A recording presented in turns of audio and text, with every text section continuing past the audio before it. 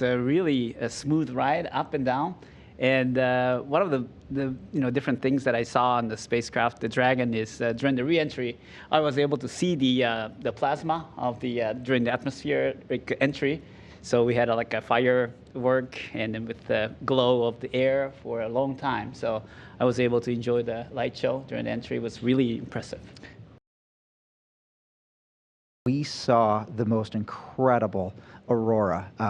It was absolutely breathtaking. We just went in there, and I'm sorry, it seemed a little selfish, but we just absorbed it.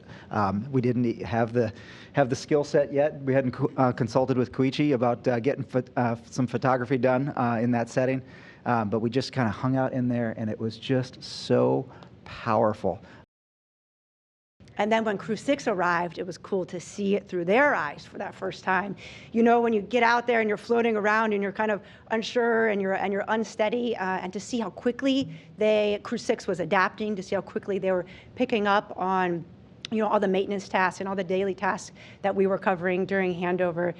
You can see that journey in yourself and in your crewmates, how much you change during that time and how you adapt. And it was really nice, I think, just to take a moment and to appreciate that and have that perspective.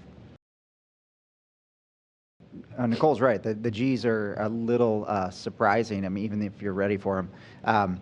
But I took it upon myself to kind of keep everybody aware of what the Gs were as we were all doing our own different tasks, but just to kind of let them know where we are and where we're headed.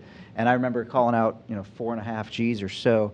And for me, it was really strange. My inner ear started doing its thing that it hadn't done in almost a hockey season. And so I noticed that I had to lock into the frame of the display, and my eyes kind of did this. It was like the Matrix. It was like a glitch in the Matrix where I would tumble maybe 5 degrees and then instantaneously end back up and then tumble 5 degrees and just kept doing this like every 2 to 3 seconds. And that lasted until we were back down to probably about 2.5 or so. So thank goodness it wasn't permanent.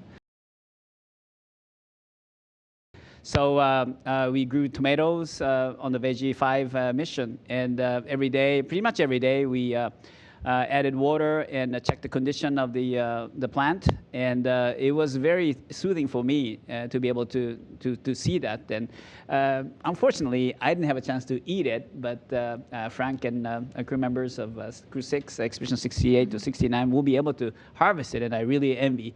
But I think this kind of plant growing, harvesting is a very important thing for a long duration mission to Mars in the near future, I hope. So I think we have been doing excellent experiments, how to grow in the hydroponic and aeroponic manner of the plants for future exploration missions. And I was very fortunate to be able to participate in that. I think the diversity that we have in the U.S. Astronaut Corps and in our international astronaut and cosmonaut corps is really incredible. It's a great reflection of the diversity that we have on planet Earth, and that's so important to recognize.